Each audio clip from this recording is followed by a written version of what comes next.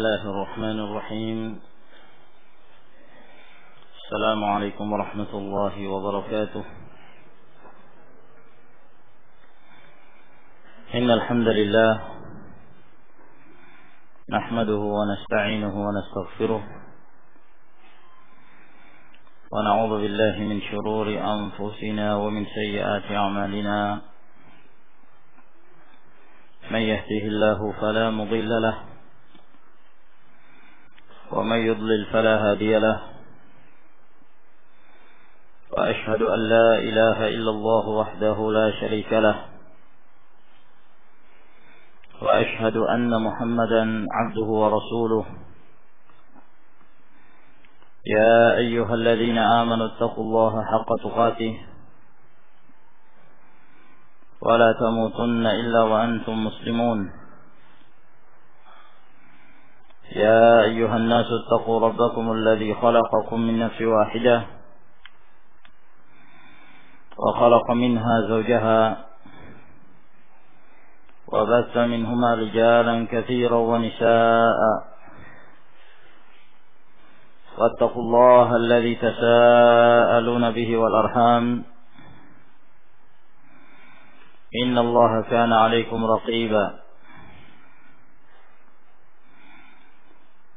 يا أيها الذين آمنوا اتقوا الله وقولوا قولا سديدا يصلح لكم أعمالكم ويغفر لكم ذنوبكم. ومن يطع الله ورسوله فقد فاز فوزا عظيما. أما بعد فإن أصدق الحديث كلام الله تعالى وخير الهدي هدي محمد صلى الله عليه وعلى آله وسلم. وشر الأمور محدثاتها فإن كل محدثة بدعة وكل بدعة ضلالة وكل ضلالة في النار.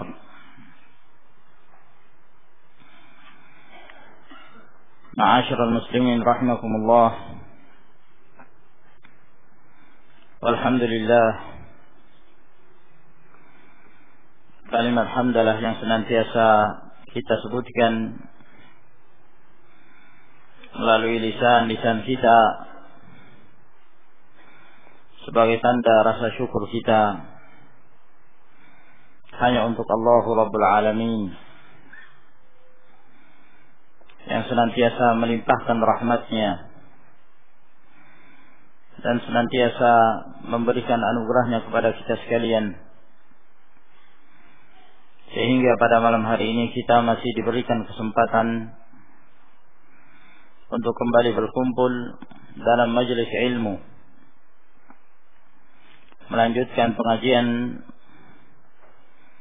pembacaan kitab Sahih Al-Imam Al-Bukhari rahimahullah ta'ala. Dan kita lanjutkan kembali dari kitab Sahihul Bukhari, di mana pada pertemuan sebelumnya kita telah menjelaskan hadis Abdullah bin Abbas radhiyallahu ta'ala anhuma yang menjelaskan tentang pentingnya bagi seorang imam untuk menyampaikan nasihat-nasihatnya kepada umatnya, khususnya kepada para wanita, mendidik mereka dengan ilmu syar'i, mengarahkan mereka agar kemudian mereka senantiasa terbimbing dengan kitabullah dan sunnah Rasulnya sallallahu alaihi wa ala alihi wasallam.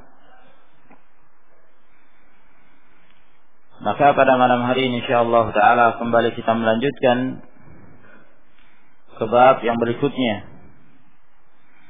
Berkata Al-Imam Abu Abdullah Muhammad bin Ismail bin Ibrahim bin Al-Mughirah ibn Bardizbah Al-Ju'fi Al-Bukhari rahimahullah ta'ala, Babul Hirsi ala al-Hadith.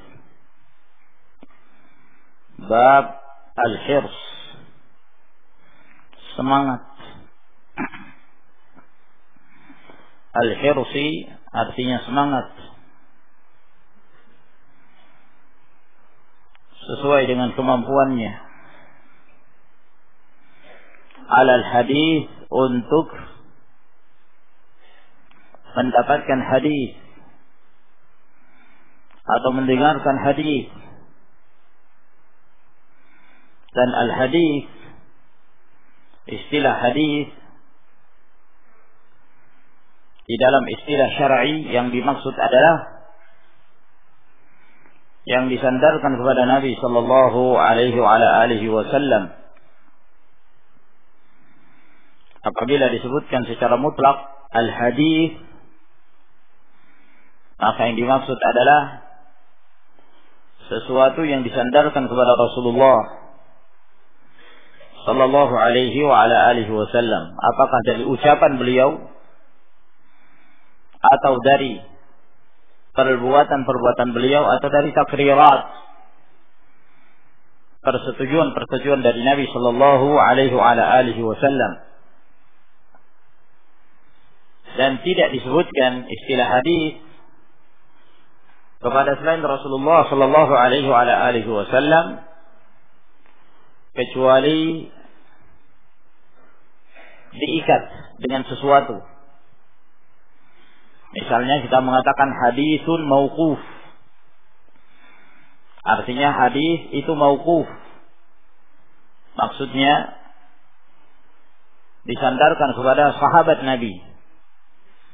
Kalau dikatakan mauquf, maka maksudnya yang disandarkan kepada para sahabat. Atau disebut hadisun maqtu', yang dimaksud maqtu' yaitu yang disandarkan kepada tabi'in atau yang di bawahnya. Maka mesti ada pengikat, hadisun mauquf, hadisun maqtu'.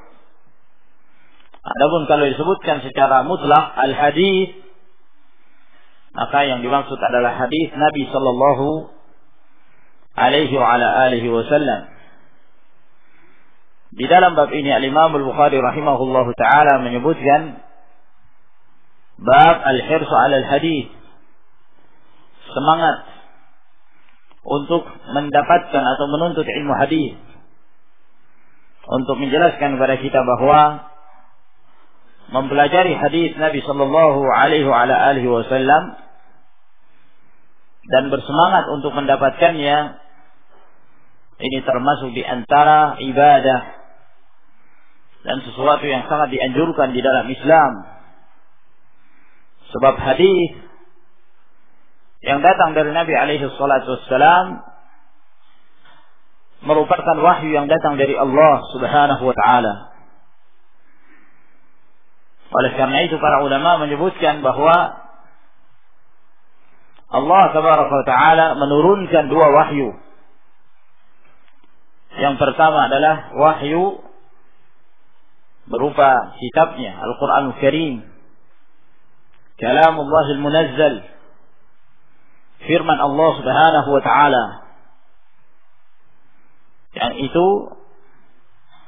adalah dari firman-firman Allah tabaraka wa ta'ala, dari ucapannya, yang mana Allah subhanahu wa ta'ala menyampaikan pada Jibril, dan Jibril menyampaikannya kepada Rasulullah alaihi salatu wassalam. Dan wahyu yang kedua yaitu yang Allah subhanahu wa ta'ala ilhamkan kepada Rasulnya sallallahu alaihi wasallam, dan bimbingan dari Allah tabaraka wa ta'ala kepada Rasulnya sallallahu alaihi wasallam dalam urusan agama. Oleh karena itu Allah subhanahu wa ta'ala berfirman di dalam Al-Quran Karim, wa ma yantiqu 'anil hawa in huwa illa wahyu yuha. Dan tidaklah Rasulullah alaihi salatu wassalam mengucapkan sesuatu dari hawa nafsu, namun itu adalah wahyu yang diwahyukan kepada beliau alaihi salatu wassalam. Maka ucapan Rasulullah alaihi salatu wassalam adalah merupakan wahyu yang kita juga diperintahkan untuk menjaganya dan memeliharanya. Inna nahnu nazzalna dzikra wa inna lahu lahafizun. Sesungguhnya kamilah yang menurunkan az-zikr, Al-Quran, dan yang menjelaskan Al-Quran, yaitu hadis Nabi Sallallahu Alaihi Wasallam. Dan sesungguhnya kamilah yang akan menjaga dan memeliharanya.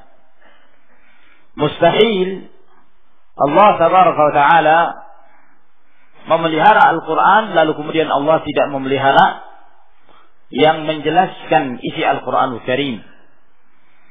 Sebab Allah Subhanahu wa Ta'ala menjadikan Muhammad alaihi salatu wassalam sebagai rasulnya yang bertugas untuk memperjelas apa-apa yang disebutkan di dalam Al-Quran Karim. Wa anzalna ilaika dzikra litubayyana lin-nasi ma nuzila ilaihim. Kami telah menurunkan kepadamu az-zikr agar engkau wahai Muhammad yang menjelaskan kepada umat ini, yang menjelaskannya kepada manusia apa yang telah diturunkan kepada mereka, yaitu Al-Quranul Karim, yang menunjukkan bahwa Rasulullah Sallallahu Alaihi Wasallam menjelaskan, merinci apa-apa yang global yang terdapat di dalam Al-Quran Al-Karim.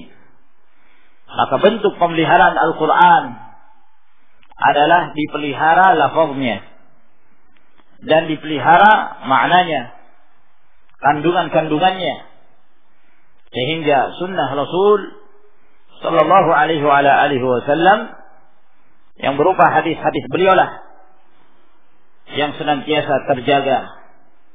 Tidaklah seseorang yang berusaha untuk memasukkan dan menyusupkan ucapan dusta lalu menisbahkannya kepada Rasulullah Sallallahu Alaihi Wasallam, melainkan makar tersebut pasti akan tersingkat dan pasti akan ketahuan dengan munculnya para ulama, para imam, para tokoh a'immatul jarh wa ta'dil yang mereka menghabiskan umurnya untuk memelihara sunnah Nabi Sallallahu Alaihi Wasallam. Telah datang sebagian orang kepada Abdullah bin Al-Mubarak radhiyallahu taala anhu tatkala mereka mengeluhkan demikian banyaknya hadis-hadis palsu yang menyebar, sehingga mereka mengadu kepada Abdullah bin Al-Mubarak dan mereka mengatakan, hadhihi al-ahaditsul masnu'ah, bagaimana kita menyikapi hadis-hadis palsu yang menyebar ini? Kata Abdullah bin Al-Mubarak, ta'ishu laha al-jahabidah, itu telah dihadapi oleh para cendekiawan hadis. Mereka yang mempelajari ilmu hadis, sehingga mereka lah yang mengerti mana hadis-hadis yang sahih yang disandarkan kepada Rasulullah alaihi salatu wassalam dengan penisbahan yang sahih, dan mana yang dinisbahkan kepada beliau zuran wa buhtana, dengan penuh kedustaan dan rekayasa yang dinisbahkan kepada Rasulullah Sallallahu Alaihi Wasallam. Maka sunnah senantiasa terpelihara.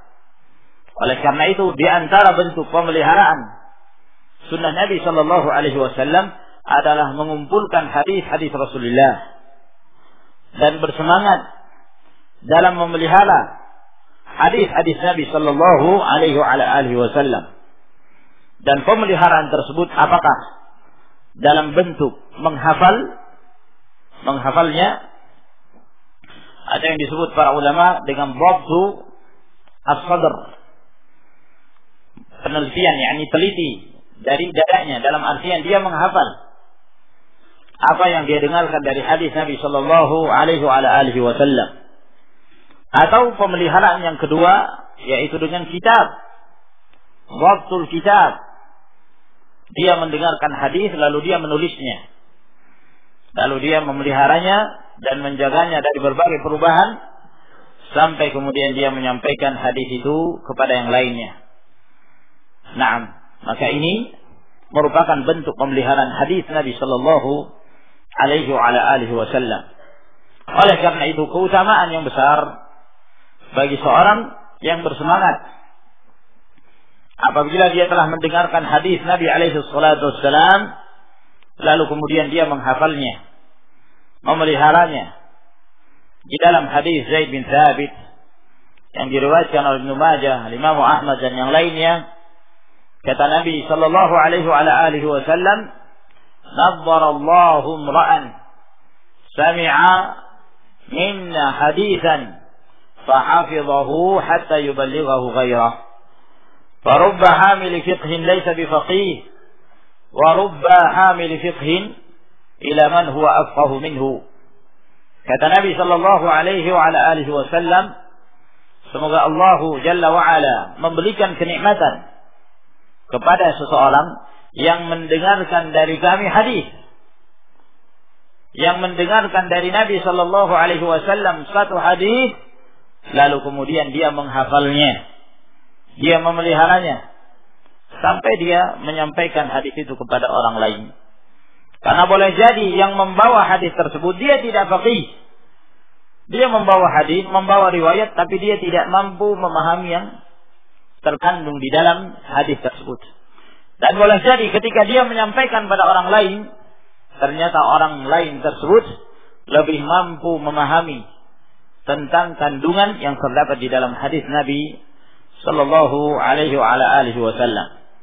Yang menjadi syahid dari apa yang kita sebutkan bahwa Rasulullah alaihi salatu wasallam mendoakan orang-orang yang senantiasa memelihara hadis, menghafal hadis Nabi sallallahu alaihi wa ala alihi wasallam. Oleh karena itu, tidak benar apa yang dikatakan oleh sebagian mereka bahwa apabila kita hendak berhujjah, maka kita mencukupkan hujjah itu dengan Al-Quran. Hanya berlandaskan Al-Quran.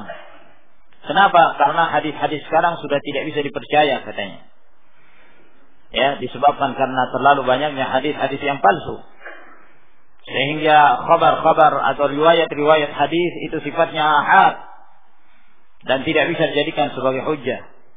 Maka ini ma'asyiral ikhwah rahimakumullah, ucapan yang batil, yang pada hakikatnya mengajak manusia, mengajak kaum muslimin untuk meninggalkan hadis-hadis Nabi sallallahu alaihi wa ala alihi wasallam. Lalu dari mana mereka akan mempelajari agama mereka? Dari mana mereka akan mempelajari tata cara salat kalau bukan dari petunjuk Nabi alaihi wasallam? Dari mana mereka akan mendapatkan pelajaran akidah secara rinci kalau bukan dari Rasulullah alaihi wasallam? Bagaimana tata cara menunaikan zakat dengan nisabnya dan mencapai haulnya, kemudian haji dan syariat-syariat yang lainnya kalau tidak merujuk kepada sunnah Rasul sallallahu alaihi wa ala alihi wasallam? Apa yang disebutkan oleh mereka yang enggan berhujjah dengan hadis, maka ini ma'asyiral ikhwah rahimakumullah, mereka adalah munkirus sunnah, orang-orang yang mengingkari sunnah, yang enggan untuk kembali kepada agama yang sahih sebagaimana yang telah dibawa oleh Rasulullah sallallahu alaihi wa ala alihi wasallam. Lalu berkata Imam Al-Bukhari rahimahullahu taala, haddatsana Abdul Aziz Ibnu Abdullah qala, telah memberitakan kepada kami Abdul Aziz bin Abdullah Al-Qurashi Al-Amiri Abul Qasim, beliau berasal dari Madinah. Qala haddatsani Sulaiman bin Bilal Al-Qurashi Abu Muhammad, beliau juga berasal dari Madinah, thiqah. An Amr bin Abi Amr, dari Amr bin Abi Amr Maisarah Al-Qurashi Al-Makhzumi Abu Uthman, beliau juga berasal dari Madinah. Naam. An Sa'id bin Abi Sa'id Al-Maqburi, dari Sa'id bin Abi Sa'id. Abu Sa'id itu kunyah dari ayahnya. ayahnya bernama Kaisan Al-Maqburi. Al-Maqburi itu nisbah kepada maqbarah, pekuburan. Nah, beliau dinisbahkan dengan penisbahan Al-Maqburi karena beliau tinggal di samping pekuburan. Rumah beliau di samping pekuburan, sehingga dinisbahkan ke kuburan tersebut, Al-Maqburi.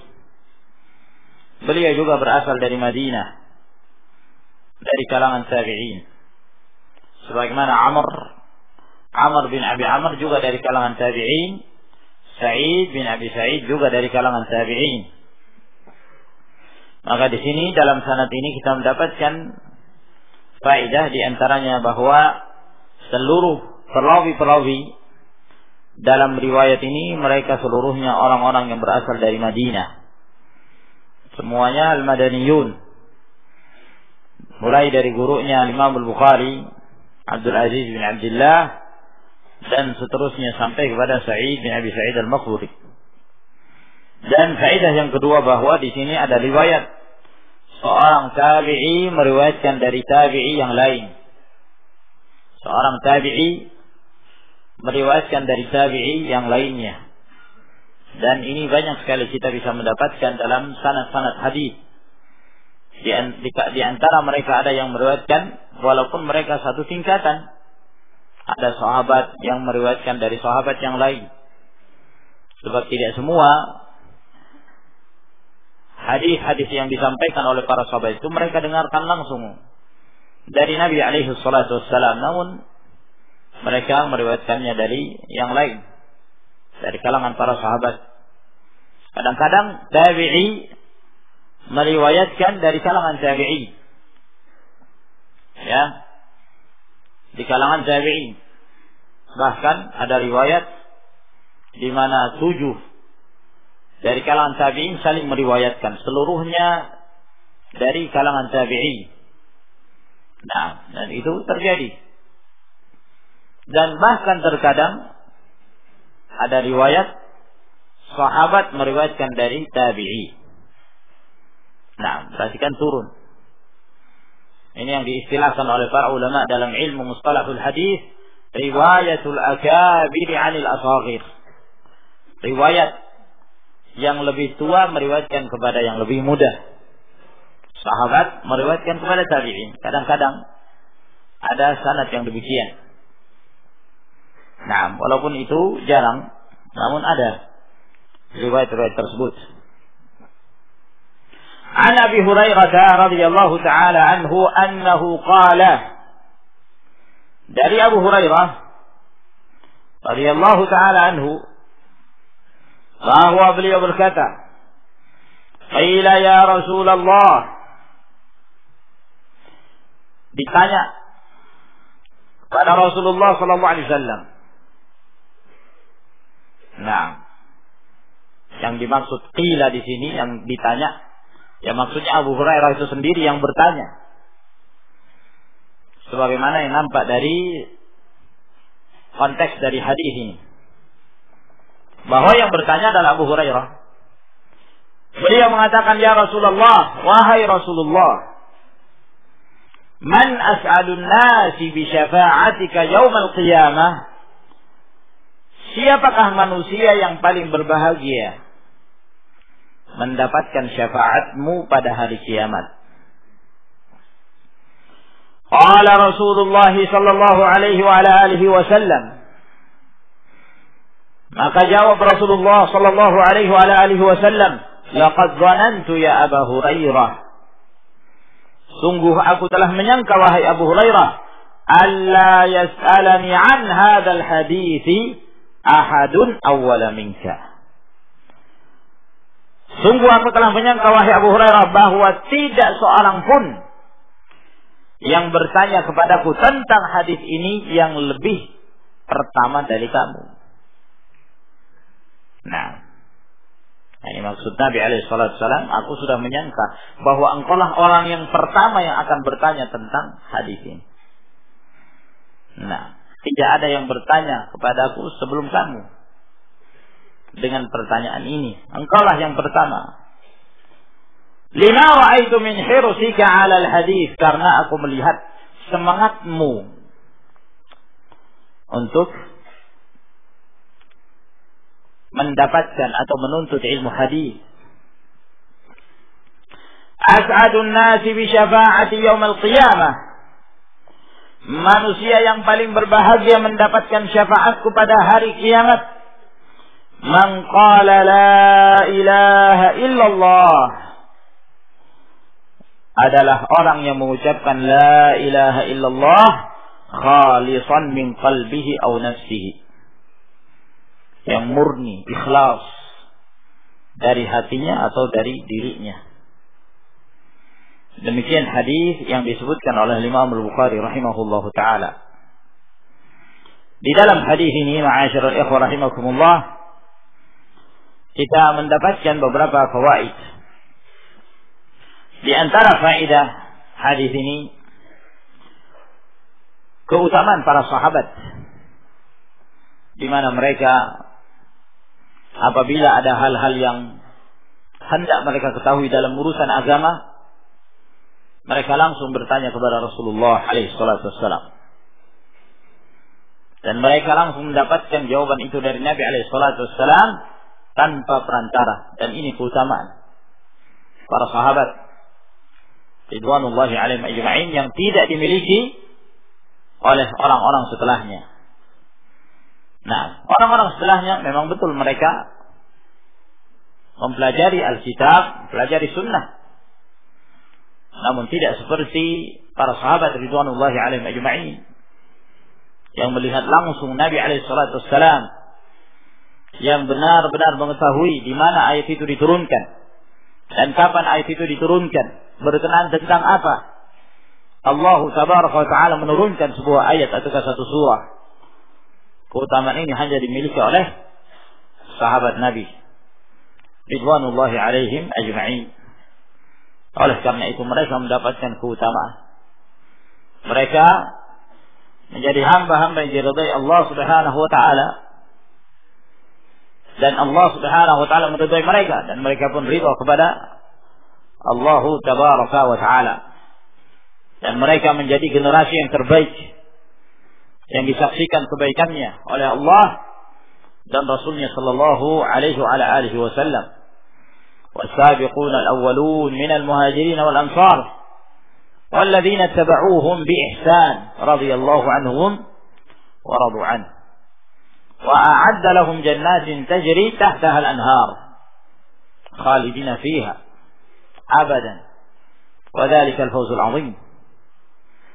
Orang-orang yang terdahulu dari kalangan muhajirin dan ansar, dan orang-orang yang mengikuti mereka dengan kebaikan, maka Allah ridha kepada mereka, dan mereka pun ridha pada Allah tabaraka taala, dan Allah telah mempersiapkan bagi mereka surga yang mengalir di bawahnya sungai-sungai, dan mereka mendapatkan kekekalan di dalamnya, dan itu kemenangan yang besar. Maka ma'asyiral ikhwah rahimakumullah, para sahabat memiliki kedudukan yang sangat mulia di dalam Islam. Oleh karena itu tidak diperbolehkan merendahkan kedudukan mereka, tidak diperbolehkan mencela seorang pun dari kalangan para sahabat, dan tidak diperbolehkan mengucapkan kata-kata yang menunjukkan celaan terhadap para sahabat Nabi radhiyallahu taala anhum. La tasubbu ashabi wa walladhi nafsi biyadihi law anfaqa ahadukum mithla Uhudin zahaban ma balagha mudda ahadihim wala nasifah. Kata Nabi alaihi salatu wasalam dalam riwayat Imam Muslim, jangan kalian mencela para sahabatku. Dalam riwayat yang lain, la tasubbu ahadan min ashabi, jangan kalian mencela seorang pun dari kalangan para sahabatku. Demi Allah yang jiwaku berada di tangannya, kalaulah salah seorang mereka, yakni selain para sahabat, menginfakkan emas sebesar gunung Uhud, itu tidak akan bisa menyaingi satu mud yang diinfakkan oleh para sahabat, dan bahkan tidak pula setengahnya, yang menunjukkan ketinggian kedudukan yang dimiliki oleh para sahabat ridwanullahi alaihim ajma'in. Dan di antara faedah dari hadis ini juga menjelaskan kepada kita bahwa para sahabat apabila mereka bertanya kepada Rasulullah alaihi salatu wassalam, kebanyakan dari pertanyaan-pertanyaan itu yang bermanfaat, menanyakan hal-hal yang akan mendatangkan kebaikan, khususnya dalam urusan akhirat mereka. Dan di dalam hadis ini juga menjelaskan kepada kita keutamaan Abu Hurairah radhiyallahu taala anhu, di mana beliau memiliki lisan sa'ul, lisan yang suka bertanya, lisan yang suka bertanya, sehingga dia aktif bertanya kepada Rasulullah sallallahu alaihi wasallam dalam perkara-perkara yang bermanfaat dan mendatangkan kemaslahatan. Nah, selama pertanyaan itu berbobot tentunya, selama pertanyaan itu menambah keimanan, menambah amalan, maka pertanyaan yang demikian dianjurkan. Nah, banyak bertanya dalam perkara-perkara yang mendatangkan kemaslahatan itu adalah kebaikan. Nah, itu adalah kebaikan. Namun yang tercela apabila seorang bertanya dalam perkara-perkara yang tidak bermanfaat, tidak mendatangkan kemaslahatan baik dalam urusan dunianya, demikian pula dalam perkara akhirah. Dan juga di dalam hadis ini menjelaskan kepada kita adanya syafaat, bahwa syafaat itu ada pada yaumul qiyamah, pada hari kiamat. Dan yang dimaksud dengan asy-syafa'ah adalah perantara, menjadikan seseorang itu perantara antara seorang hamba dengan Allah tabaraka wa ta'ala. Ini secara istilah syar'i, menjadikan seseorang sebagai perantara antara seorang hamba dengan Rabb-Nya. Nah, maka syafa'ah sabitah, ditetapkan dalam Al-Quranul Karim dan dalam hadis-hadis Nabi sallallahu alaihi wa ala alihi wasallam. Pada yaumul qiyamah, na'am, adapun yang disangka oleh orang-orang musyrikin ketika mereka menjadikan selain Allah Subhanahu wa taala sebagai syufa'a, perantaraan antara mereka dengan Allah, maka ini batil dan ini kesyirikan, dan ini yang dilakukan oleh kaum musyrikin baik pada zaman dahulu maupun sampai sekarang. Mereka mengatakan tentang berhala-berhala mereka, haula'i syufa'auna indallah, mereka ini adalah perantara kami di sisi Allah tabaraka wa taala. Ma na'buduhum illa liyuqarribuna ila Allahi zulfa. Kata mereka, kami tidak menyembah berhala-berhala itu melainkan dengan tujuan agar mereka mendekatkan diri kami kepada Allah Subhanahu wa taala sedekat-dekatnya. Maka menjadikan seorang muka bumi ini sebagai asy-syafi', perantara dalam beribadah kepada Allah Subhanahu wa taala dari orang-orang yang dianggap saleh, yang telah mati, lalu kemudian beribadah kepadanya, meminta kepadanya, berdoa kepadanya, maka ini merupakan hakikat perbuatan orang-orang musyrikin yang telah dicela oleh Allah Subhanahu wa taala dalam Al-Qur'an Al-Karim.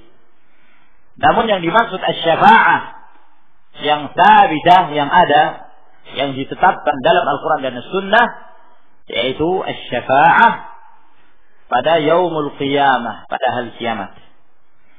Nah, akan ada syafaat.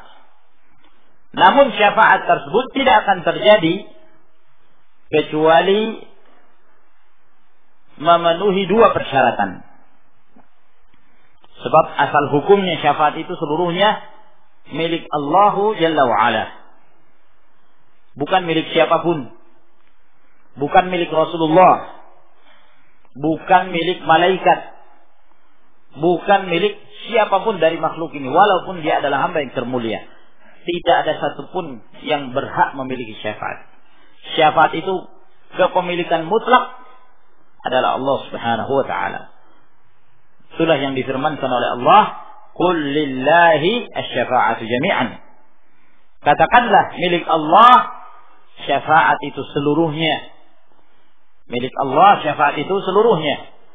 Sehingga siapapun tidak ada yang berhak untuk memberikan syafaat kecuali apabila terpenuhi dua persyaratan. Syarat yang pertama, izin Allah Subhanahu wa taala, Allah mengizinkan orang yang akan memberi syafaat itu. Izin Allah kepada yang memberi syafaat. Apakah kepada Rasulullah Muhammad SAW atau kepada yang lain. Yang kedua, keridhaan Allah Subhanahu wa taala dari yang disyafaati. Keridhaan Allah kepada orang yang diberikan syafaat tersebut. Nah, yakni siapa yang Rasul berikan syafaat. Maka dua persyaratan ini dijelaskan oleh Allah Subhanahu wa taala dalam Al-Qur'anul Karim. Man dzal ladzi yashfa'u 'indahu illa bi'idznih. Siapakah yang mampu untuk memberikan syafaat di sisi Allah Subhanahu wa taala kecuali dengan izinnya. Izin Allah tabaraka wa ta'ala. Wa kam min malakin fis samawati la tughni syafa'atuhum syai'a illa min ba'di an ya'dzana Allah liman yasha'u wa yarda. Berapa banyak dari kalangan para malaikat tidak bermanfaat syafaat mereka kecuali apabila telah mendapatkan izin dari Allah Subhanahu wa taala dan keridhaannya. Wala yashfa'una illa liman irtada. Mereka tidak akan mampu memberi syafaat kecuali kepada orang-orang yang diridhai Allah Subhanahu wa taala. Oleh karena itu orang kafir tidak akan dapat syafaat. Karena dia mati dalam keadaan tidak mendapatkan keridhaan Allah. Orang musyrik tidak akan mendapatkan syafaat pada hari kiamat. Disebabkan karena dia tidak mendapatkan keridhaan Allah Subhanahu wa taala. Maka dua persyaratan ini harus ada. Sebab Allah Subhanahu wa taala tidak akan memberikan syafaat tersebut kecuali siapa yang dikehendaki oleh Allah Tabaraka wa taala. Oleh karena itu, pada yaumul qiyamah ada jenis-jenis syafaat. Di antara syafaat yang khusus yang dimiliki oleh Nabi sallallahu alaihi wasallam adalah asy-syafa'atul uzma. Asy-syafa'ah al-uzma, syafaat yang paling agung, yang merupakan tempat terpuji, maqaman mahmuda, yang Allah janjikan kepada Rasulnya alaihi salatu wassalam.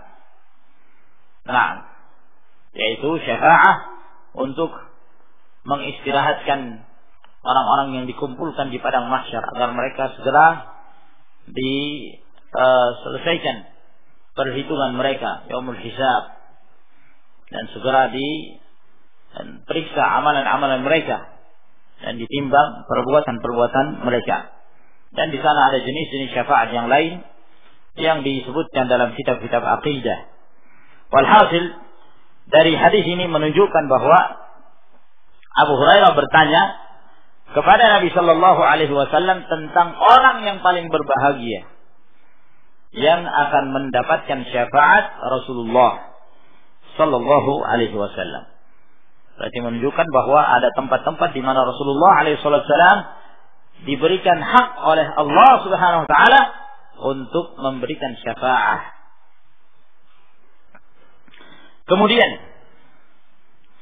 di antara faedah dari hadis ini keutamaan orang yang mengucapkan la ilaha illallah dengan ikhlas dari hatinya. Nah, dan bahwa orang yang mengucapkan la ilaha illallah dengan ikhlas, dia adalah orang yang paling berbahagia, akan mendapatkan syafaat dari Rasulullah sallallahu alaihi wa ala alihi wasallam. Dari sini juga menjelaskan kepada kita ma'asyiral ikhwah rahimakumullah, bahwa mengucapkan la ilaha illallah itu harus disertai dengan keikhlasan. Tidak hanya sekedar mengucapkan la ilaha illallah. Nah, la ilaha illallah kemudian tidak ada keikhlasan padanya. Nah, harus dengan ikhlas. Maka dari sini menjelaskan kepada kita bahwa tidak semua orang yang mengucapkan la ilaha illallah itu akan mendapatkan keberhasilan dan keselamatan. Ya. Karena la ilaha illallah itu ada persyaratan-persyaratannya. Seorang harus mengilmui kalimat la ilaha illallah, memahami hakikat la ilaha illallah, membenarkan kalimat la ilaha illallah, yakin dengan kalimat la ilaha illallah, tunduk dengan kalimat la ilaha illallah. Demikian pula ikhlas, mencintai kalimat la ilaha illallah. Ini syarat-syarat yang harus diterapkan. Oleh karena itu Wahb bin Munabbih rahimahullah ta'ala, ketika ada seorang datang bertanya kepada beliau tentang la ilaha illallah, bukankah la ilaha illallah itu kunci surga? Nah, kata Wahb bin Munabbih, benar, la ilaha illallah itu kunci surga, tapi bukankah setiap kunci itu memiliki gerigi? Apabila geriginya benar, maka akan membuka pintu surga itu. Tapi kalau tidak, maka tidak akan terbuka. Orang-orang munafik, berapa banyak mereka? Mereka mengucapkan la ilaha illallah, la ilaha illallah, la ilaha illallah. Bermanfaat tak? Tidak bermanfaat. Idza ja'akal munafiquna qalu nashhadu innaka la rasulullah wallahu ya'lamu innaka la rasul wallahu yashhadu innal munafiqina lakadzibun. Ketika orang-orang munafik itu datang kepadamu dan mengatakan kami bersaksi engkau adalah Rasulullah, Allah tahu bahwa beliau adalah Rasulnya, dan Allah mempersaksikan orang-orang munafik mereka itu adalah pembohong. Nah, kenapa mereka mengucapkan itu? Bukan dengan keikhlasan. Oleh karena itu ma'asyiral ikhwah rahimakumullah, ya, la ilaha illallah itu harus disertai dengan ikhlas. Nah, harus disertai dengan ikhlas, dan merupakan bentuk keikhlasan dalam mengucapkan kalimat la ilaha illallah adalah seseorang tidak menyerahkan satu ibadah kepada selain Allah tabaraka wa ta'ala. Ibadah itu murni seluruhnya hanya untuk Allah subhanahu wa ta'ala. Barang siapa yang menyerahkan kepada selainnya, maka tidak akan diterima, maka akan membuat cacat kalimat la ilaha illallah yang dia ucapkan. Dan di antara bentuk konsekuensi la ilaha illallah adalah menjadikan Rasulullah sallallahu alaihi wasallam sebagai panutannya, bahwa beliau adalah Rasul yang harus dibenarkan ucapan-ucapannya dan harus diikuti sabda-sabdanya, beriman kepada apa yang disampaikan oleh Rasulullah sallallahu alaihi wa ala alihi wasallam. Maka ini ma'asyiral ikhwah rahimakumullah yang sangat penting disebutkan oleh Nabi alaihi wasallam, khalisan min qalbi, bahwa dia mengucapkan la ilaha illallah itu benar-benar murni dari hatinya. Dan di dalam hadis ini juga menjelaskan kepada kita anjuran untuk bersemangat mendapatkan apa-apa yang bermanfaat. Nah, ilmu itu adalah suatu hal yang sangat bermanfaat bagi kita. Semangatlah dalam menuntut ilmu, semangatlah dalam belajar, sebab itu termasuk ibadah, yang dengannya seorang mengenal agama Allah Subhanahu wa ta'ala. Bertanya dengan pertanyaan yang bermanfaat dan bersemangat untuk mengamalkan apa yang telah diketahui dalam perintah-perintah Allah dan sabda-sabda Rasulnya sallallahu alaihi wasallam. Dalam hadis ini juga menjelaskan pada kita keutamaan Abu Hurairah radhiyallahu taala anhu. Abu Hurairah yang kita kenal, sahabat yang sangat sedikit waktunya bersama Rasulullah alaihi wasallam dibandingkan para sahabat yang lain. Rasulullah alaihi wasallam yakni Abu Hurairah radhiyallahu taala anhu bersama Rasulullah alaihi wasallam hanya antara 3 sampai 4 tahun. Dibandingkan para sahabat yang lain, ada yang sampai sejak awal dakwah Nabi alaihi wasallam mereka telah bersama Rasulullah sallallahu alaihi wasallam dalam berjuang. Namun karena sifat al-hirs, semangat yang dimiliki Abu Hurairah radhiyallahu taala anhu, kadang-kadang beliau mengalahkan riwayat-riwayat para sahabat yang lainnya. Dan beliau mendengarkan hadis-hadis Nabi sallallahu alaihi wasallam yang tidak didengarkan oleh para sahabat yang lain. Disebabkan karena beliau semasa hidup Rasulullah sallallahu alaihi wasallam beliau tidak tersibukkan dengan kesibukan yang lainnya. Sementara di antara para sahabat ada yang sibuk berdagang. Di antara para sahabat ada yang sibuk bercocok tanam, bertani. Sementara Abu Hurairah radhiyallahu ta'ala anhu beliau termasuk dari kalangan ahlus suffah, orang yang tinggal di masjid Nabi sallallahu alaihi wasallam dan mengkhususkan dirinya untuk belajar, mendengarkan hadis-hadis Rasulullah alaihi wasallam. Sehingga beliau sahabat yang paling banyak meriwayatkan hadis, mengalahkan para sahabat-sahabat yang lain. Beliau banyak mengetahui ilmu yang tidak diketahui oleh para sahabat yang lain. Dzalika fadlullah yu'tihi man yasha. Itu adalah keutamaan yang Allah Subhanahu wa taala berikan kepada siapa yang dikehendaki oleh Allah tabaraka wa taala. Oleh karena itu, ma'asyiral ikhwah rahimakumullah, barang siapa yang ingin mendapatkan ilmu lebih banyak, maka tentu kuncinya adalah al-hirs, bersemangat untuk belajar, bersemangat untuk menghafal hadis, menghafal Al-Quran Karim, menghafal hadis-hadis Nabi sallallahu alaihi wasallam. Apabila kita memiliki kelemahan hafalan, maka dengan cara menulis, maka itu ma'asyiral ikhwah rahimakumullah akan menambah ilmu kita, dan menambah ilmu itu akan menambah keimanan, dengan syarat apabila seorang menuntut ilmu tersebut dengan ikhlas. Sekali lagi dengan ikhlas, mengharapkan keridhaan Allah Subhanahu wa ta'ala, maka dia akan dimudahkan, dia akan dibimbing oleh Allah tabaraka wa ta'ala. Maka ini ma'asyiral ikhwah rahimakumullah yang kita jelaskan pada pertemuan kita di malam hari ini. Semoga Allah Subhanahu wa ta'ala memberikan manfaat dari apa yang telah kita pelajari dari hadis Abi Hurairah radhiyallahu taala anhu. Hadis ini singkat ya kawan, namun sangat bermanfaat sekali. Kalaulah kita manfaatkan waktu kita, apakah pada saat kita berada di rumah atau ketika kita berada di tempat kerja kita, ya hadis ini singkat. Alangkah baiknya kalau kemudian kita berusaha untuk menghafalnya, berusaha untuk menghafal.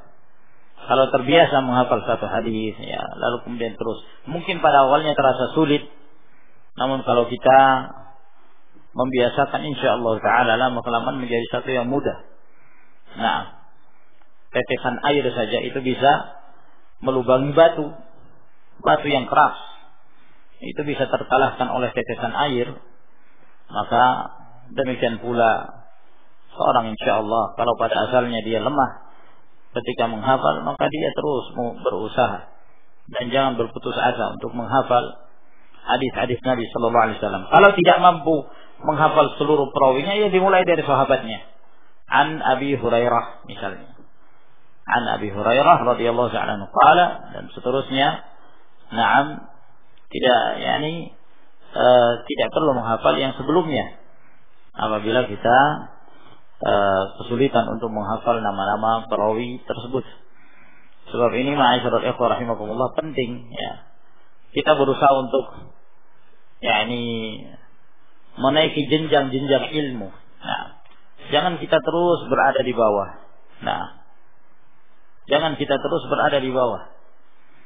Nah, kita berusaha untuk terus naik. Nah, ya, bukan tidak mungkin suatu saat kita bisa mengajar. Walaupun kepada keluarga saja. Walaupun murid kita adalah keluarga kita, alhamdulillah. Itu suatu keutamaan. Nah, apalagi kalau kita bisa mengajarkan yang lain dengan ilmu. Nah, mungkin kita tidak akan selalu berkumpul, iya kan? Suatu saat mungkin di antara kita ada yang berangkat ke daerah lain. Ternyata daerah itu membutuhkan dai, membutuhkan seorang yang mengajar.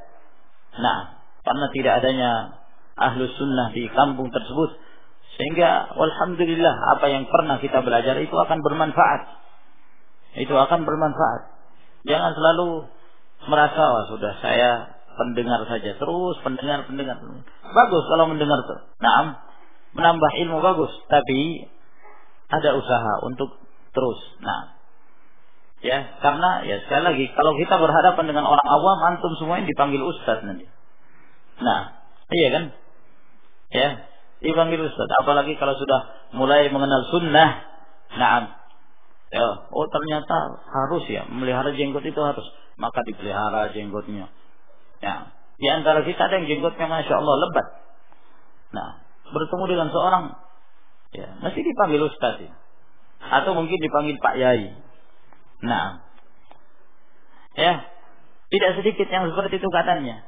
Nah, kalau sudah demikian karena yang membutuhkan agar kita harus berusaha minimal ada yang kita hafal dari hadis-hadis Nabi sallallahu alaihi wasallam. Wallahu ta'ala a'lam bis-shawab. Sampai di sini insyaallah. Wa akhiru da'wana alhamdulillahi rabbil alamin. Bagaimana hukum menyemir rambut dalam keadaan rambut masih hitam? Nah, para ulama membolehkan, tapi dijauhi semir yang berwarna hitam. Ini yang pertama. Tidak diperbolehkan menyemir rambut dengan warna hitam. Kemudian yang kedua, tujuannya bukan untuk tasyabbuh. Nah, kebetulan itu yang lagi ngetren, maka sudah rame-rame nyemir rambut. Alhamdulillah, rambut kita hitam. Itu nikmat dari Allah Subhanahu wa taala, ya. Rambut hitam itu kenikmatan dari Allah. Ada kenapa kok? Naam. Ya. Ingin dirubah ke warna lain. Nah, oleh karena itu hadis-hadis yang datang dari Nabi sallallahu alaihi wasallam itu menjelaskan tentang penyemiran rambut itu kalau rambut sudah beruban. Nah, karena kalau ada orang rambutnya hitam terus disemir, aneh. Kalau orang senang dengan warna hitam, rambut yang hitam itu satu kebanggaan. Nah, tapi ya begitulah, karena fitrah sudah banyak yang berubah. Senangnya melihat orang-orang bule, rambutnya rambut boneka, maka ya sudah. Banyak pula dari kalangan khususnya para wanita, laki-laki juga demikian, ikut-ikutan pada rambutnya warna hitam. Oleh karena itu, orang yang beruban tidak boleh menyemir rambutnya dengan warna hitam. Kenapa? Akan menipu orang. Nah, dikira nanti orang, kembali muda ini orang. Nah, padahal tidak. Ya, memang sudah seperti itu keadaannya. Al-mutasyabbi' bima lam yu'ta kalabisi thawbai zur. Orang yang merasa mempunyai sesuatu yang dia tidak diberikan, itu seperti orang memakai dua pakaian kedustaan. Dalam artian tidak boleh dia berdusta sehingga nampak kembali seperti muda, tidak. Sehingga kalau ingin dirubah, rubah ke warna yang lain. Rubah ke warna yang lain supaya nampak bahwa dia tidak berwarna hitam rambutnya, menunjukkan hitam rambut itu kepemudaan, menunjukkan kepemudaan. Nah, ya, kalaupun dirubah, ya itu tadi, tidak boleh menggunakan warna hitam, kemudian tidak boleh dengan tujuan tasyabbuh, ya, dengan orang-orang fasik, tasyabbuh dengan orang-orang kafir. Nah, apakah boleh mengharuskan kepada seorang untuk salat sunnah rawatib? Ya sunnah, ya sunnah. Nah, kalau mengharuskan ya tidak boleh. Salat sunnah itu sunnah, mustahabbah. Namun menganjurkan ya boleh, menganjurkan. Tapi mengharuskan, harus itu kan berarti wajib. Nah, wajib berarti nanti dia akan menyangka bahwa salat wajib itu bukan hanya salat 5 waktu, tapi ada tambahan-tambahan yang lain lah. Anjuran. Nah, dan disampaikan bahwa tidak sepantasnya untuk terbiasa meninggalkan rawatib. Apalagi rawatib tersebut yang sering dikerjakan oleh Nabi sallallahu alaihi wasallam dan beliau tidak pernah meninggalkannya. Apakah boleh seorang itu memberitahukan tetapi dia tidak melakukan? Nah, yakni menyampaikan sesuatu yang dia tidak melakukan. Misalnya, dia masih merokok. Lalu dia sampaikan kepada orang, kamu jangan merokok. Rokok itu haram. Bolehkah dia melakukan itu? Boleh. Nah, boleh. Nah, lalu gimana dengan firman Allah Subhanahu wa taala? Lima taquluna ma la taf'alun. Kabura maqtan 'inda Allah an taqulu ma la taf'alun. Kenapa kalian mengatakan apa yang kalian tidak melakukannya? Sangat besar kemurkaan Allah. Sesuatu yang kamu katakan lalu kamu tidak melakukannya. Kamu melarang orang tapi kamu mengerjakan. Nah, hal ini menunjukkan tercelanya. Dia melarang orang tapi dia melakukan. Nah, melakukan hal yang dilarang tersebut. Ini tercela. Nah, dan terus gimana? Apakah dia diam? Padahal dia tahu bahwa itu terlarang. Misalnya ada seorang datang kepada dia lalu bertanya, apakah ini haram? Apa yang harus kita jawab? Dia tahu hukumnya haram. Maka dia harus mengatakan haram. Tinggalkan itu. Nah, ketika seorang dia sudah mengetahui hukum haram sesuatu, tapi dia masih mengerjakan, tapi dia melarang orang. Nah, maka di sini dia melakukan satu kesalahan. Kesalahan apa? Dia mengerjakan apa yang dia larang. Dia mengerjakan sesuatu yang dia tahu bahwa itu haram. Ini satu kesalahan. Tapi kalau kemudian dia diam, sudah tidak melarang orang, tambah lagi dia mengerjakan, maka kesalahannya double. 2 kali lipat. Ya. Dua-duanya tercela, tapi lebih tercela lagi kalau dia tidak melarang dan dia mengerjakan. Paham ya? Nah, dia melarang tapi dia mengerjakan, ini tercela yang seperti ini. Tapi lebih tercela lagi kalau dia melarang, dia tidak melarang dan dia mengerjakannya. Nah, wallahu ta'ala.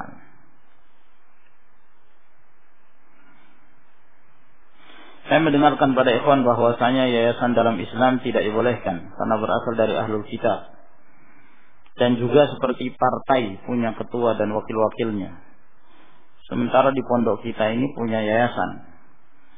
Mohon penjelasannya dengan fitnah ini. Jazakallahu khair. Wa anta jazakallahu khairan. Nah, dalam permasalahan-permasalahan yang sifatnya nawazil kontemporer ini, hal yang seharusnya bagi kaum muslimin untuk merujuk kepada ulama, al-ulama'ul kibar, pembesar ulama yang mereka telah menghabiskan umur mereka bersama Alkitab was Sunnah, yang mereka lebih mengerti tentang kondisi ummah. Ya, jangan dikembalikan perkara itu kepada orang-orang kecil. Sebab Allah Subhanahu wa ta'ala memerintahkan hal tersebut. Fas'alu ahla dzikri in kuntum la ta'lamun. Bertanyalah kepada ulama apabila kalian tidak mengerti. Dan Allah Subhanahu wa taala berfirman, "Wa idza ja'ahum amru minal amni aw al-khawfi ada'u bih. Walau radduhu ila rasul wa ila ulil amri minhum la'alimahu alladhina yastanbitunahu minhum." Nah, apabila datang perkara kepada mereka yang mendatangkan rasa takut atau yang mendatangkan perasaan aman, kalau dikembalikan pada yang bukan ulama, mereka langsung menyebarkannya. Nah, tanpa berpikir ini maslahat atau tidak. Padahal kalau mereka mengembalikan kepada Rasul atau kembalikan kepada para ulama yang mereka mampu untuk beristinbat, mengambil hukum dari sesuatu tersebut, maka akan diketahuilah orang-orang yang mampu beristinbat itu. Dan Nabi Shallallahu Alaihi Wasallam mengatakan, al-barakatu ma'al akabir. Berkah itu bersama dengan al-akabir, pembesar dari kalangan para ulama. Sehingga seorang itu tidak bermudah-mudahan untuk menghukumi sesuatu tanpa hujjah, tanpa ada kejelasan tentang masalah yayasan ini. Ma'asyiral ikhwah rahimakumullah. Telah salah sebagian mereka dalam menyikapinya. Baina ifratin wa tafrit. Ada yang berlebih-lebihan, ada yang memudah-mudahkan. Pihak yang berlebih-lebihan, mereka menganggap bahwa yayasan itu sesuatu yang mesti. Lalu kemudian mereka pun berlebih-lebihan menjadikan sikap al-wala wal bara di atas yayasan. Sikap loyalitas dan sikap berlepas diri di atas yayasan itu. Siapa yang berada di yayasan itu, maka itu yang dicintai. Siapa yang tidak berada di yayasan itu, maka itu dibenci dan dimusuhi. Ini batil. Dan itu yang disebut dengan hizbiyah. Seperti Jam'iyyatu Ihya'i Turas atau Jam'iyyatu Al-Ihsan yang ada di Yaman, Jam'iyyatul Hikmah, dan jam'iyat-jam'iyat yang dibangun di atas hizbiyah. Maka ini tidak diperbolehkan. Atau bermudah-mudahan dengan yayasan tersebut, dalam menyikapi yayasan terlalu berlebihan, menganggap bahwa itu adalah sesuatu yang haram secara mutlak, tidak diperbolehkan. Apalagi dikatakan bahwa itu menyerupai ahlul kitab atau berasal dari ahlul kitab. Sekarang menjadi pertanyaan, apakah setiap yang berasal dari ahlul kitab itu haram? Kalau benar itu yayasan dari ahlul kitab, awal mula yang mendirikan itu mereka, apakah setiap yang berasal dari orang-orang kafir itu haram? Yang menemukan listrik ini siapa ya? Yang masyhur siapa? Salafi?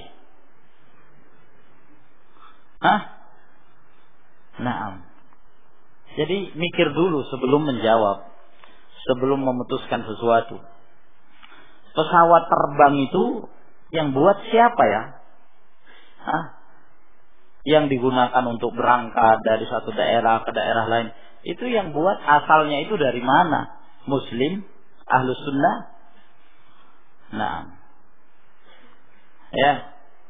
Internet itu siapa? Yang mereka itu yang mengatakan bid'ahnya yayasan karena berasal dari ahlu kitab, menyebarkan tentang tulisan bid'ah yayasan dari internet. Lah itu internet asalnya dari mana ya? Dari Yaman apa? Yang buat itu siapa? Muslim. Untuk keluar menuntut ilmu kan butuh paspor. Itu paspor dari mana? Hasil ma'asyiral ikhwah rahimakumullah, sebagian orang la yadri ma yakhruju min ra'si, tidak tahu apa yang keluar dari kepalanya, asal ceprot gitu. Taunya jadi Abu Ceprot. Enggak mengerti, tidak mengerti dalil, tidak mengerti istinbat, tidak mengerti qawaid, tidak mengenal dan tidak menghormati para ulama. Ini yang menyebabkan hal-hal yang seperti ini, keluarnya pendapat-pendapat nyeleneh, yang jauh dari kebenaran. Ya, oleh karena itu alhamdulillah para ulama, Syekh Rabi', dan para masyayikh yang lainnya kita kenal keilmuan mereka tidak satupun berselisih bahwa yayasan itu ada yang boleh, ada yang tidak diperbolehkan.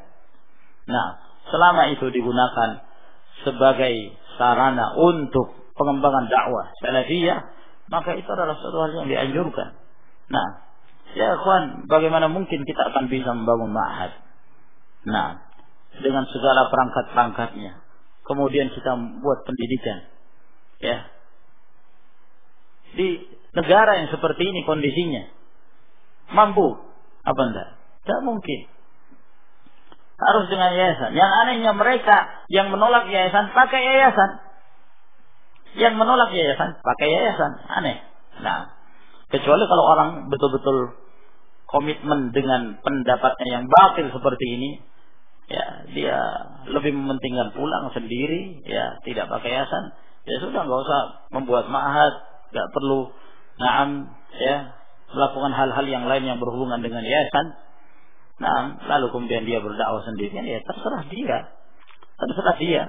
Nah, adapun dia mengharamkan sesuatu yang dihalalkan oleh Allah Subhanahu wa ta'ala dan para ulama berfatwa tentang diperbolehkannya, maka tidak ada sisi untuk mengingkari hal tersebut. Allahumma musta'an. Tolong jelaskan dalil yang menyebutkan kesalahannya jamaah tabligh dalam menyampaikan dakwah. Terlalu banyak. Nah, tapi ringkasannya, yang pertama, jamaah tabligh tidak membangun dakwahnya di atas ilmu. Padahal ini adalah merupakan inti dari dakwah Rasulullah SAW. Ciri-ciri yang paling pokok dari dakwah Nabi SAW adalah dakwah yang dibangun di atas ilmu. Allah Subhanahu wa ta'ala berfirman dalam surah Yusuf, "Qul hadhihi sabili ad'u ila Allah ala basiratin ana wa man ittaba'ani." Katakanlah, ini jalanku. Aku mengajak kepada jalan Allah ala basirah. Al-ilm, di atas ilmu. Aku bersama dengan orang-orang yang mengikutiku. Berarti apa? Rasulullah sallallahu alaihi wasallam apabila beliau berdakwah ke jalan Allah dengan ilmu. Orang-orang yang mengikuti Rasulullah sallallahu alaihi wasallam juga apabila berdakwah ke jalan Allah dengan ilmu. Jalan menuju jalan Allah itu harus ada ilmunya. Enggak boleh serampangan. Enggak orang mau cari alamat saja. Nah, misalnya dia orang Balikpapan. Kemudian dia berangkat ke suatu negeri yang dia tidak mengerti negeri itu. Nah, dia tidak mengerti. Apakah dia jalan begitu saja? Nah, tanpa bertanya itu kan berarti akan mendapatkan ilmu dia. Bertanya alamatnya gimana, di mana jalan ini, gimana. Itu ilmu untuk mengetahui satu alamat. Kalau dia tidak mengetahui, gimana dia akan bisa sampai tujuan? Nah, ini dalam perkara dunia yang seperti ini, apalagi dalam urusan agama. Gimana mungkin seorang itu akan sampai kepada tujuan yang disebut dengan jalan Allah tanpa ilmu? Nah, semua orang bisa berdakwah. Orang baru taubat dari kefasikannya, langsung jadi dai, khuruj. Nah, sehingga itulah tidak teratur apa yang dia sampaikan, tidak itu hadis atau bukan. Nah, semua yang dia ketahui baik, ada yang menisbahkannya kepada Rasulullah SAW. Nah, sehingga jamaah tabligh ini banyak sekali melakukan pelanggaran. Nah, ada yang berkhutbah mengatakan bersabda Rasulullah, "Al-imanu qaulun bil lisan wa i'tiqadun bil janan wa 'amalun bil arkan." Bahwa Rasulullah itu bersabda, iman itu mengucapkan dengan lisan, meyakini dalam hati, mengamalkan dengan anggota tubuh. Siapa yang mengatakan itu hadis Rasulullah? Dia dengan PD-nya di atas mimbar sebagai khatib Jumat menyampaikan ini bahwa ini hadis Rasulullah. Ada batil. Nah, terancam dengan sabda Rasulullah SAW, "Qala alayya ma lam aqul falyatabawa maq'adahu minan nar." Siapa yang mengucapkan sesuatu yang aku tidak ucapkan, siapa yang menyandarkan kepadaku yang aku tidak katakan, maka hendaklah dia persiapkan tempat duduknya dalam neraka. Nah, sangat berbahaya. Ya, berdakwah tanpa ilmu.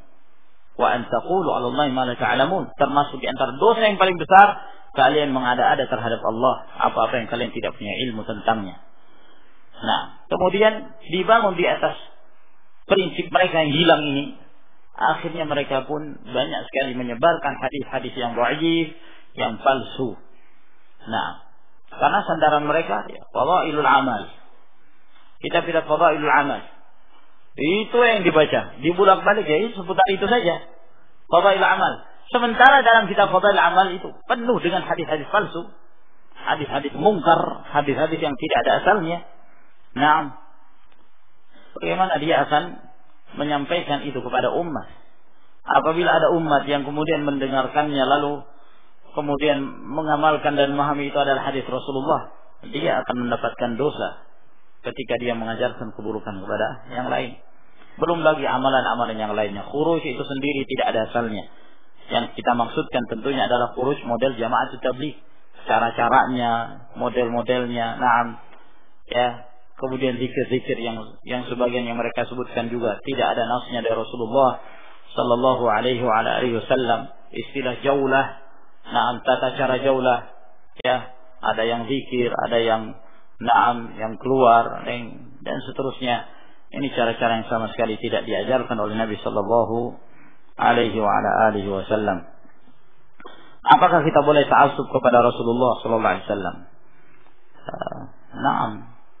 Itu tidak dikatakan ta'assub tapi disebut ittiba'ur Rasul, mengikuti Rasulullah alaihi wassalam. Nah, ya, dianjurkan, bahkan itu perintah. Tidak menjadikan suatu ucapan dari kalangan manusia ini menjadi hujjah kecuali ucapan Rasulullah sallallahu alaihi wasallam. Apakah kita boleh membongkar aib seorang? Tolong sebutkan dalilnya. Haram, tidak diperbolehkan membongkar aib seorang. Na'am, walladzina yu'dzuna al-mu'minina wal mu'minat bighairi maktasabu faqad ihtamalu buhtanan wa itsman mubina.